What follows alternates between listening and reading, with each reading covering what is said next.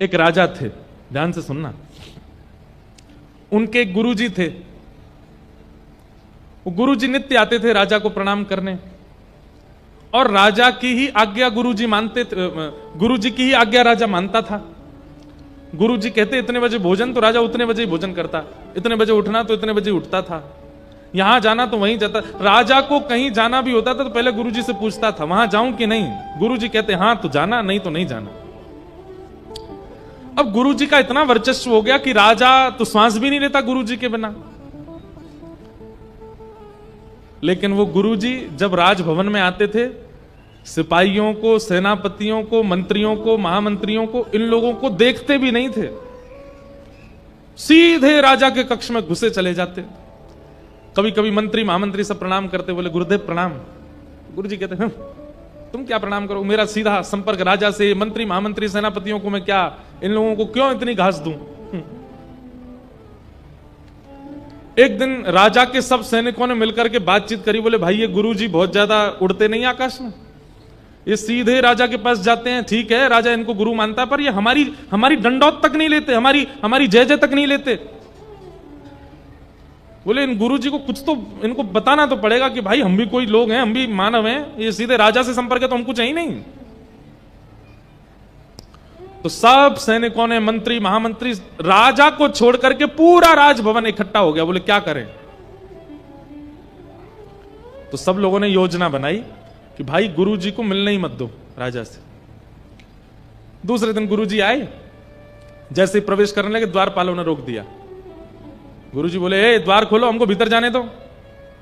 बोले राजा है नहीं अंदर। बोले राजा है नहीं, हमसे आज्ञा लिए बिना वो कहीं जाते ही नहीं, कहां चले गए। मंत्री महामंत्री सेनापति आदि सब आ गए। बोले अब तो गुरुजी ऐसी बात है कि जब तक आप हमसे बात नहीं करोगे, हमको प्रणाम नहीं करोगे, हम राजा से मिलने नहीं देंगे। गुरुजी हंसने लगे, बोले तुमको पता है इसका दंड क्या मिलेगा तुमको। अगर राजा के पास मैं पहुंच गया तुम सबको सूली पे चढ़वा दूंगा। मंत्री बोले पहुंचे तो चढ़वाओगे ना, हम पहुंचने ही नहीं देंगे, जाके दिखाओ अंदर कैसे जाओगे। और गुरुजी जहां से प्रवेश करना चाहे, पूरी सेना अगेंस्ट थी उनकी, बस राजा एकमात्र उनका प्रेमी था। सैनिकों ने, मंत्रियों ने घुसने ही नहीं दिया अंदर उनको। गुरुजी बाहर बैठ गए, बोले मैं यहीं बैठ रहा हूं, कभी तो निकल के आएगा राजा, कब तक नहीं जाने दोगे अंदर। मंत्रियों ने कहा एक काम करो, उनके हाथ पैर बांधो, मुंह में पट्टी वट्टी बांध के इनको कहीं दूर फेंक आओ। राजा से कह देंगे गुरुजी पधार गए, इनसे मिलने ही नहीं देना। गुरुजी बोले तुम लोगों को पता है अगर मैंने राजा को एक बात भी बता दी तुम्हारा क्या होगा। बोले हम पता लगने ही नहीं देंगे राजा को। और सब सैनिकों ने उनके हाथ पैर बांध दिए और मुंह बांध दिया, दूर कहीं जंगल में उनको छोड़ के आ गए। राजा आज सुबह से बैठा था, जल भी नहीं पिया। बोले गुरुजी आके बोलते हैं तब पीता हूं। मंत्री आदि आए, बोले भगवान, बोले आज हमारे गुरुजी नहीं आए। तो मंत्रियों ने कहा आए थे गुरुदेव, सुबह सुबह जल्दी जल्दी में आए और बोल के गए मेरी एक कथा है, मैं 7 दिन के लिए जा रहा हूं, राजा को बोल देना अपना खाना पानी सब जो भी करता है सब नियम रूप से करे, मैं 7 दिन बाद आके मिलूंगा। राजा बोला ये तो पहली बार हुआ, गुरुजी बिना मुझसे मिले कहीं जाते नहीं। ठीक है, जल्दीबाजी में रहे होंगे। राजा ने पानी भी पी लिया, भोजन भी कर लिया, अपना नियम से रहने लगा। अब कोई निर्णय पर आए तो फिर रुक गए, बोले नहीं गुरुजी आएंगे तब होगा। तो मंत्री बोले नहीं, गुरुजी ये भी कह के गए थे कि 7 दिन के अंदर कोई भी निर्णय लेना हो राजा अपने मन से ले सकते हैं, मेरी आज्ञा है, वो जो लेंगे वो उचित ही होगा। राजा बोले अच्छा गुरुजी ऐसा बोल गए। बोला हाँ। सब विश्वसनीय थे तो मान गए राजा बात। अब 7 दिन पूरे होने वाले थे। राजा का नियम था वो हफ्ते में 1 दिन पालकी में या फिर घोड़े पर बैठ करके नगर भ्रमण के लिए जाता था। तो नगर भ्रमण अगले दिन होना था। तो मंत्री महामंत्री बोले भाई कहीं ऐसा नहीं हो कल राजा बाहर निकले और वो ब्राह्मण जिसको हम दूर फेंक के आ गए हैं वो कहीं बीच में आकर के राजा से कहीं मिल ना ले। सब लोग तैनात रहे ना। बोले ठीक है।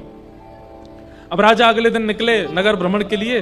तो उनके गुरुजी जो थे वो पहले से एक पीपल पेड़ के ऊपर चढ़े हुए थे, क्योंकि नीचे घूमते तो सैनिक पकड़ के कहीं फेंके आते, इसलिए दुबक के ऊपर बैठे थे। बोले राजा की सवारी जैसे निकलेगी सोई ऊपर से कूद पड़ूंगा और फिर तो राजा को बता ही दूंगा मैं कि मेरे साथ क्या किया इन लोगों ने।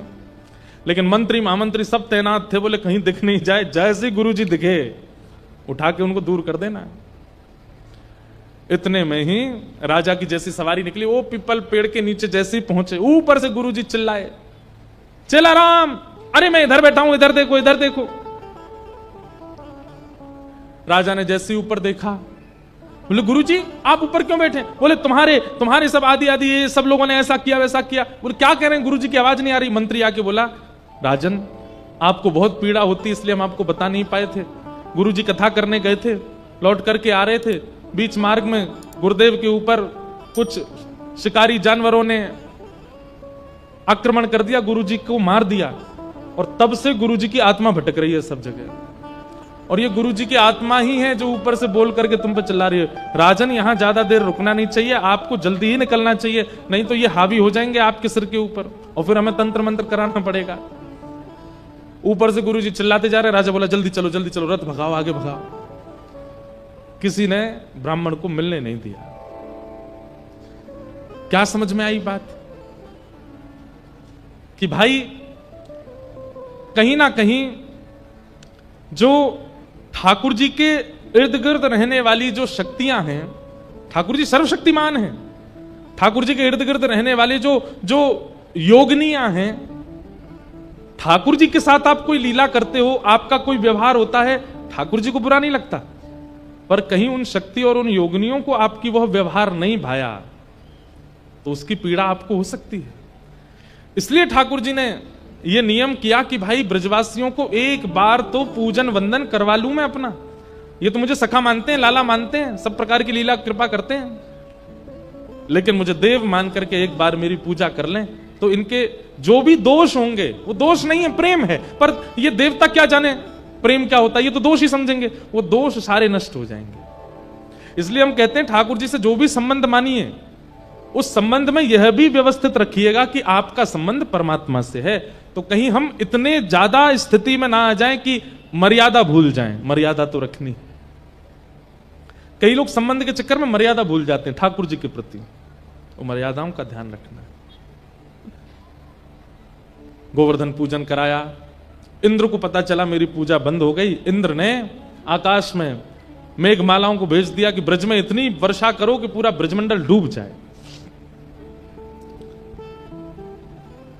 गड़गड़ करके बादलों ने आक्रमण कर दिया। जैसे ही मूसलाधार बारिश प्रारंभ हुई, सब ब्रजवासी अपने अपने झोला लेकर के भागने लगे। हम तो पहले ही मना कर रहे, इंद्र नाराज है जाएगा, देखो है क्यों नाराज। ठाकुर जी बोले जिनकी शरण में आए हो उन पर विश्वास करो, वो सब विधि रक्षा करेंगे। सब ब्रजवासियों ने श्री गिरिराज जी से प्रार्थना की, और जैसे ही प्रार्थना की, नेत्र बंद करके सबने दंडवत किया, हे श्री गिरिराज जी महाराज हमारी रक्षा करो। 7 कोस लंबे चौड़े गिरिराज पर्वत को 7 बरस के हमारे श्री बाल कृष्ण प्रभु ने अपने बाम हस्त की कन्नी उंगली के नख के ऊपर धारण कर लिया। सब ब्रजवासियों ने जैसे ही नेत्र खोल करके देखे, ठाकुर जी बोले जल्दी आ जाओ, सबरे नीचे आगे खड़े हो जाओ, गिरिराज जी की शरण में आ जाओ, इंद्र कछु ना कर पाएगो। सब ब्रजवासी दौड़ करके गए, और क्या देख रहे हैं, 7 बरस के हमारे बाल कृष्ण प्रभु ने 7 कोस लंबे चौड़े गिरिराज पर्वत को अपनी बाम हस्त की कन्नी उंगली के नख पर धारण कर लिया। बोल गिरिराज धरण की, श्री गिरिराज धरण की। बताओ कैसे हम गा रहे हैं, कथा कर रहे हैं, शक्ति हमारी क्षीण होनी चाहिए, लेकिन आपकी जय कमजोर होती है। बोल गिरिराज धरण की। ठाकुर जी ने गिरिराज जी उठा लिए। सब ब्रजवासी अपनी अपनी छड़ी लगा खड़े हैं। ठाकुर जी बोले भैया एक बात बताओ। बोले हाँ, तुमने अपनी छड़ी काहे क्यों लगा रखी है? लाला हम छड़ी हटा देंगे तो गिरिराज जी नीचे आ जाएंगे। बोले और मेरी उंगली? बोले तैने जबरदस्ती लगा रखी, तू हटा ले अपनी उंगली, ये हमारी छड़ी पर टिक जाएंगे गिरिराज जी। ठाकुर जी बोले 21 किलोमीटर लंबे चौड़े ऊंचे गिरिराज जी तुम्हारी छड़ी पर टिकेंगे? तू क्या सोच रहा हो, तेरी उंगली पर टिक रहे हैं? ठाकुर जी बोले तो भैया फिर संभालो, मैं हटा लो उंगली। बोले हाँ हटा ले लाला, हमने लगा ली छड़ी अपनी। ठाकुर जी ने जैसी उंगली ने एक नीचे करी, महाराज सब की छड़ियां चट चट टूटने लगी, गड़गड़ करके गिरिराज जी नीचे आने लगे। अरे लाला संभाल संभाल संभाल। ठाकुर जी ने फिर से अपनी उंगली लगाई। अब दूर दूर तक सबकी छड़ियां टूट टाट के गिर गई। अब सब ब्रजवासी आंख खुली, मुंह खुले, सांस रुक गई, सब देख रहे हैं लाला तेरी उंगली पर टिक रहे हैं जी गिरिराज जी। ठाकुर जी बोले हम बे लाला, हमारे ऐसी मोटी मोटी बांस की छड़ी टूट गई और तेरी नेक सी उंगली पे गिरिराज जी जी कैसे धारण किए तेने? लाला तेरी उंगली में इतनी शक्ति कहां से आ गई? ठाकुर जी बोले हम जय जय हैं। कौन है? एक बार करो सबरे ऐसे, दूसरा हाथ रखो कमर पे, बोलो हम जय जय हैं। हाँ ठाकुर जी ऐसे ही बोले हम जय जय हैं। ब्रजवासी बोले लाला दोबारा बोलियो तू कौन है? ठाकुर जी शर्मा के बोले हम जय जय हैं। अच्छा ऐसा कौन सा काम कियो जय जय आपने जो आप जय जय हो? ठाकुर जी बोले काना कियो मैंने? 6 दिना की आयु में मैंने पूतना मारी, 3 महीना की आयु में मैंने सक्टासुर मारो, अघासुर, बकासुर, धेनुकासुर, केसी सबरे मारे मैंने, और कालिया नाग आ गयो जमुना जी में, बाकू भी मैंने ही जाके मारो। और आज तुम सबरे ब्रजवासीन पे इंद्र कोपायमान भयो, मैंने गिरिराज जी उठा लिए, बताओ हूं कि ना मैं जय जय? ठाकुर बोले बस बस बस बस बस बस बस कर लाला, मारी तेने पूतना। ठाकुर जी बोले तो कौन ने मारी? बोले तेने ना मारी, वास्तव में सबरे मरे मराए आए, मरे मराए इनमें हाथ धर के कह दे मैंने मारे। ठाकुर जी बोले ये कोई बात है, ये कोई तो क्या तुम्हारो मरे मराए कौन सा आयो? ब्रजवासी बोले लाला जा ब्रज में आवे के काजे बहुत पुण्य करने पड़े, क्योंकि बहुत पुण्य होंगे तभी ब्रज में घूम सको। अब ये सबरे राक्षस बिना पुण्य किए ब्रज में घुस गए, तो इन सबन के जो थोड़े बहुत पुण्य वो छीन हिन लगे। और जैसे ही ये सबरे तेरे पास पहुंचे, तेरे पास आते आते इन सबन के पुण्य है गए शून्य, और जैसे शून्य भय इनके प्राण निकर गए, और वही समय प्राण निकरती तेने छू दिए, या यूं कहे मैंने मारे।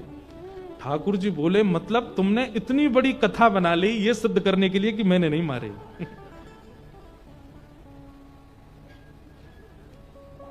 ठाकुर जी उंगली पे गिरिराज जी धारण करके प्रमाण दे रहे हैं, ये एकमात्र ब्रज में हो रहा है जहां ईश्वर प्रमाण दे रहा है कि मैं परमात्मा। क्यों? आज प्रेम की विजय हो गई, ईश्वरत्व हार गया, प्रेम जीत गया वृंदावन में। ब्रजवासी बोले यशोदा मैया तेरो लाला पूरे दिना गैया चरावे बाहर, हमें तो लगे यानी जंगल में कोई बाबा मोड़ा देख लियो, बातें यानी तंत्र विद्या सीख लिये, और वही बाबा ने याकू कोई टोना टोटका सिखायो, यानी इतना बड़ा पर्वत उठा लियो। अब मैया या तो यूं कहे ये हमें सिखावे ताकि हम भी ऐसी पर्वत उठा लेकर। लाला तेरी उंगली में इतनी शक्ति कहां से आई बता? ठाकुर जी बोले मैं कहूंगा कि मैं भगवान तो मानोगे नहीं, टोना टोटका मैंने कछु कियो नहीं है, अब मैं कहां उत्तर दूं? तब ठाकुर जी प्रेम वश एक उत्तर देते हैं, कछु माखन को बल बढ़ो, कछु गोपन करी सहाय, श्री राधे जू की कृपा सो मैंने गिरिवर लियो उठाए। अरे भैया नेक तो मुंह में बल आ गयो, तुम सबन के आते माखन चुरा चुरा के खायो मैंने, कछु माखन को बल बढ़ो। आप सबन के माखन देखो, ठाकुर जी से एक गुण सीखिए, क्या? मान देना। क्या? मान देना। हम लोग पता मान देना भूल चुके हैं, हमको केवल मान लेना आता है, देना नहीं आता। किसी व्यक्ति की योग्य प्रशंसा करना हम भूल चुके हैं। अगर हमें कोई बात अच्छी लगती है ना किसी की, तो हम लोग इतने क्रूर हो चुके हैं हृदय से कि हम उसके मुंह पर जाके प्रशंसा करते नहीं है। ठीक है, अच्छी लगी तो लगी, ठीक है, अब क्यों बोलना उससे जाके, छोड़ो। हमारा संगी साथी मित्र कोई अच्छा क्रिया करता है, हमको व्हाट्सएप पर पता चले कि उसने अच्छा किया, तो हम 2 लाइन उसको सराहना के लिख के भेजते नहीं है। हम लोगों को मान देना नहीं आता, और ठाकुर जी केवल मान देना जानते हैं। ठाकुर जी ने गिरिराज जी धारण कैसे किए इसका पूरा श्रेय ब्रजवासियों को दे दिया। ठाकुर जी कहते हैं भैया मैंने यही मारे तुम सबन के मैं अकेलो अपने घर को माखन खातो, मुंह में इतना बल नहीं आतो, मैंने या गोपी के घर को भी खायो, वा के घर को भी खायो, वा के घर को भी खायो, तुम सब गोपी ने इतना श्रम करके मक्खन निकारो, वहां से मुंह में ताकत आई, मैंने गिरिराज जी उठा लिए। पहली बात। दूसरी बात, कछु गोपन करी सहाय, बोले नेक माखन के बलते तो मैंने गिरिराज जी उठाए, और फिर आप सब गोप ग्वालन ने मेरी सहायता करी। बोले हमने कहा क्यों लाला? बोले तुम सबरे टकटकी लगा के मेरी उंगली की तरफ देख रहे और बिना पलक झपकाए जब मेरी उंगली की तरफ देख रहे तो तुम सबन की शक्ति निकल के मेरी उंगली में आ गई और मैंने गिरिराज जी उठा लिए। ताली क्यों बजा रहे हो आप? एक बात सुनो, एक बात सपोज करो वहां ब्रजवासी नहीं होते, आप और मैं होते और हमसे ठाकुर जी ये बोलते भैया तुम सबने टकटक लगा करके मेरे उंगली की तरफ देखी या हमारे मुंह में शक्ति आ गई, हम मानते इस बात को? हम कहे ठाकुर जी लॉजिकल बात करो थोड़ी, हैं? आंखों से देखने से कोई शक्ति चली जाती है? लेकिन ब्रजवासी इतने भोले हैं, इतने सीधे हैं। 2-4 ब्रजवासी बोले तभी तो हम कहें हमें कमजोरी क्यों आ गई है आजकल, हमारी सबरी शक्ति निकल के चली गई है लाला की उंगली में। ब्रजवासी बोले हम्बे लाला कल चलते चलते हाँफ रहो। मैंने कि मैं तो कभी हाँफू ना, मोह तो कभी थकान होवे ना, अब तो चली तुम्हारी शक्ति चुरा लेगा है। हाँ भैया तुम सबरे जितने ब्रजवासी खड़े हो सबकी शक्ति आ गई मेरी उंगली में। अरे लाला बनो रे राजी। हाँ भाई, अरे भाई 56 भोग खोलो प्रेम से पाओ। नंद बाबा बोले अरे लाला बेचारो खड़ो है उंगली पे धारण कर, तुम सब 56 भोग पाओगे? बाबा हम 56 भोग पाएंगे, हम में शक्ति अंदर जावेगी, फिर हम लाला को देख लेंगे, हमारी शक्ति फिर चली जाएगी लाला में। अब प्रेम में लॉजिक नहीं होता और जहां लॉजिक हो वहां प्रेम नहीं होता। प्रेम में तो सरलता होती है, सहजता होती है, भोलापन होता है, सीधापन होता है। वो ब्रजवासी वैसे हैं। और भैया माखन के बलते ग्वालन के बल से अंतिम बल मुंह में कौन सा आयो? श्री राधे जू की कृपा सो मैंने गिरिवर लियो उठा। ये किशोरी जी की कृपा है, ये वृषभानु नंदिनी की कृपा है, उनकी कृपा से मैंने गिरिराज जी उठा लिए। क्यों? क्योंकि जिस शिला पर ठाकुर जी खड़े थे अपनी उंगली पर गिरिराज जी धारण करके, ठीक वही शिला पर पीछे किशोरी जी बैठी हैं और केवल भ्रगुटी टेढ़ी करके अपलक नेत्रन से गिरिराज जी को देख रही हैं। भैया रहस्य की बात तो यह है, लाला ने तो उंगली लगा रखी है, किशोरी जी ने तो केवल अपनी दृष्टि पे ही गिरिराज जी उठा रखे हैं। दोनों की कृपा से गिरिराज जी धारण भये हैं आज। श्री राधे जू की कृपा से मैंने गिरिवर लियो उठा। इसका विस्तार अगर मैं करूं ना तो बहुत लंबा समय जाएगा। इस प्रकार ठाकुर जी ने श्री गिरिराज पर्वत धारण किया। 7 दिन 7 रात्रि बाद इंद्र को अनुभव हुआ कि मुझसे अपराध हुआ। ठाकुर जी से जाकर के क्षमा याचना की। भगवान की अच्छा, एक गिरिराज लीला पर एक और हमको भाव आ रहा है। ठाकुर जी एक बात का संकेत कर रहे हैं। क्या? कितनी भी बड़ी टेंशन आवे, कितनी भी बड़ी विपत्ति आवे, कितनी भी बड़ी आपत्ति आवे, परेशानी आवे, उसको हम कैसे धारण करते हैं पता है? ऐसे धारण करते हैं हम, हृदय से लगा करके, दिमाग दिलो सब जगह परेशान हो जाते हैं, इतने विचलित हो जाते हैं, इतने व्याकुल हो जाते हैं, इतने उससे मिलने वाली पीड़ा से इतनी पीड़ित हो जाते हैं कि हमारा जीवन नष्ट तक की स्थिति में आ जाता है। ठाकुर जी कहते हैं जैसी भी स्थिति आती हो सामने, उसको ऐसे धारण करो। हमारे शरीर में सबसे कम बल लगता है इसमें बल ही नहीं होता। इससे आप गेट भी खोलना चाहो तो भी थोड़ी ताकत ज्यादा लगानी पड़ती, इसमें बल नहीं होता। ठाकुर जी कहते हैं पीड़ाओं को कैसे धारण करो? बोले ऐसे। और प्रेम को कैसे धारण करो? ऐसे। हम लोग उल्टा करते हैं। संसार से मिलने वाले प्रेम को तो यूं रखते हैं, उसको हम तुच्छ भर मानते हैं, उसको कुछ समझते ही नहीं है। ठाकुर जी के प्रेम को हम ज्यादा प्रायोरिटी देते नहीं है। कथा भागवतों से मिलने वाले प्रेम से, रसिकों के प्रेम को हम ज्यादा कुछ समझते नहीं है, उसको तो ऐसे धारण करते हैं। और जितनी पीड़ा आपत्ति विपत्ति संसार के संकट आते हैं उन सबको ऐसे धारण करते हैं। मन भी दुखी, हृदय भी दुखी, बुद्धि भी दुखी, सब कुछ पीड़ा में चला जाता है। ठाकुर जी मानो हमें कह रहे हो जिस प्रकार विशाल पर्वत को हम ऐसे उठा लेते हैं। अच्छा देखो एक बात, सब लोग इधर देखो, सावधानी से सुनो। ठाकुर जी गिरिराज जी पता कैसे धारण करते हैं? सीधे पैर, सीधी कमर और सीधे हाथ। कमर पे हाथ धर के ठाकुर जी ऐसे गिरिराज जी धारण करते हैं। 21 किलोमीटर लंबे चौड़े पर्वत को ठाकुर जी ऐसे धारण करते हैं जैसे मानो कोई रुई का फोआ उठा लिया हो उन्होंने। और 10 ग्राम की वंशी को, उसके लिए तो 2 हाथ लगाते हैं। गिरिराज जी के लिए 1 उंगली काफी है, इतने बड़े पर्वत के लिए, और वंशी के लिए 2 हाथ। और अधिकतर ऐसा देखा जाता है कि भारी वस्तु उठाने में व्यक्ति की कमर झुकती है, पैर मुड़ते हैं, पर ठाकुर जी गिरिराज जी यूं धारण कर रहे हैं, वंशी ऐसे जैसे मानो कितनी भार है, कितना भार है इसमें। क्यों? ठाकुर जी कहते हैं प्रेम को सदैव दीन बन के धारण करो और आपत्ति विपत्तियों को सदैव ऐसे सहजता से धारण करो, तुम्हारा जीवन मंगल में हो जाएगा।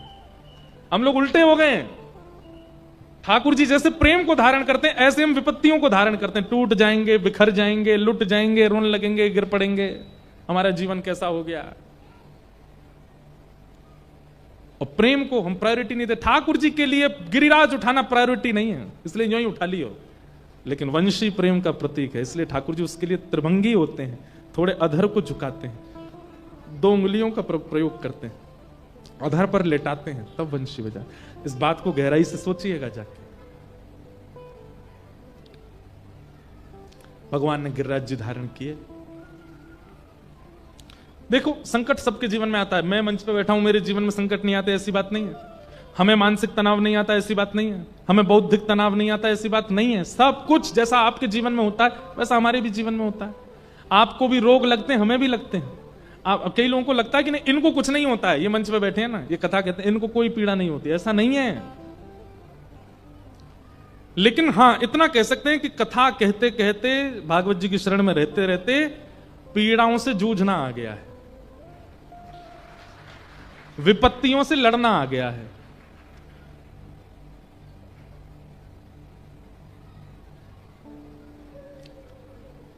ऐसा ट्रांसफॉर्मेशन करती हैं भागवत जी।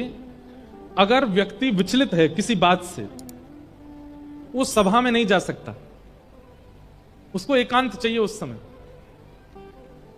लेकिन भागवत जी कृपा से कई बार ऐसी कुछ चर्चाएं हो जाती हैं या ऐसा कुछ हो जाता है जिसके कारण सभा में देह आने लायक नहीं होता, लेकिन हम मंच पे आके कथा भी कर जाते हैं।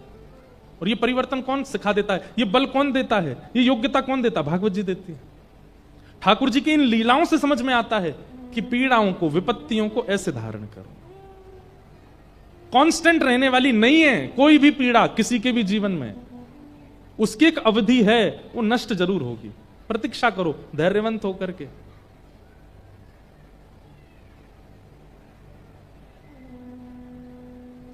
भगवान ने गिरिराज जी धारण किए। इंद्र ने आकर के क्षमा मांगी, भगवान ने उसको क्षमा कर दिया। जैसे इंद्र को क्षमा किया तो ब्रह्मा जी प्रकट हो गए, बोले मैंने भी गलती करी थी, मुझे तो आपने क्षमा नहीं किया। और इंद्र को क्षमा कर दिया, जबकि मेरी पदवी बड़ी है, मैं ब्रह्मा हूं, ये इंद्र है। ठाकुर जी बोले गलती तुम दोनों ने करी, पर गलती कैसी करी ये विचार करो। ब्रह्मा जी बोले कैसी? तुमने ब्रजवासियों को मुझसे दूर किया, मेरे प्रेमियों को मुझसे दूर किया, हरण करके ले गए सबका। और इंद्र ने जो किया उससे सब मेरे समीप आ गए, सब मेरे पास आ गए। गलती तो इंद्र ने की है, उसको थोड़ा दंड तो मिलेगा, लेकिन नाराज नहीं हो सकता, क्योंकि इंद्र अगर ऐसा नहीं करता तो सब मेरे समीप नहीं आते। और तुमने तो सबको दूर ही कर दिया था मुझसे, इसलिए तुमसे नाराज हूं। बंधुओं, आप जिस कारण से ठाकुर जी के समीप जाते हो, ठाकुर जी को वो कारण बहुत प्रिय है, इसलिए दुखी होकर के मत जाना। ठाकुर जी कहेंगे क्यों आए हो है? दुखी है। अच्छा, इसका मतलब ये तभी आता है जब दुखी होता है, लाओ दे दो इसको खूब सारे, आता तो भी रहेगा। इसलिए ठाकुर जी के समीप अकारण जाओ, किसी कारण से नहीं। ठाकुर जी को सोचने दो क्यों आया है, बोले कोई कारण नहीं। ठाकुर जी भी सोच में पड़ जाए, संसारी व्यक्ति बिना कारण के आया मेरे पास। ठाकुर जी का मन होगा इसको हृदय से तो लगा लूं मैं जरा, इसका कोई कारण ही नहीं। जैसे हमसे लोग मिलने आते हैं, हमें पता है हर किसी का एक ही कारण है, एक फोटो महाराज जी के साथ। तो अब पता है स्थिति कैसी हो गई है। जैसे कोई कहता महाराज जी जैसे, हम कहते आओ बैठो, लो भैया फोटो लो। उसको नहीं बोलता मैं खुद ही बोल देता हाँ हाँ एक एक फोटो। लेकिन कई लोग पता कैसे आते हैं, हमें फोटो नहीं चाहिए महाराज, हम बस देख लें, आंखों से खींच लेंगे। कई लोग उसको फिर बाकी के लोग अरे खिंचवा ले भाई, दिखा दियो सब। क्या दिखाना? एक व्यक्ति ने तो इतना अच्छा उत्तर दिया, बोले भाई शो केस में सस्ती वस्तु रखी जाती है, महंगी वस्तु तो छुपाई के रखी जाती है। बोले मैं महाराज जी से मिला, ये सबसे महंगा पल है, इसका मुझे कोई प्रदर्शन नहीं करना। मैंने कि तू भाई हृदय से लग जा मेरे, क्या तेने बात कही, कितना सुंदर भाव। जैसे रोडों पे आप कभी हाईवे पे जाते हो तो कई दुकान जो होती हैं वो थोड़ी भीतर होती हैं हाईवे पे, तो वो क्या करते हैं अपनी सस्ती सस्ती चीजें हाईवे पे सजा देते हैं, कोई लेके भी भाग जाए तो कोई चिंता नहीं, लेकिन महंगी वस्तु दुकान में अंदर रहती।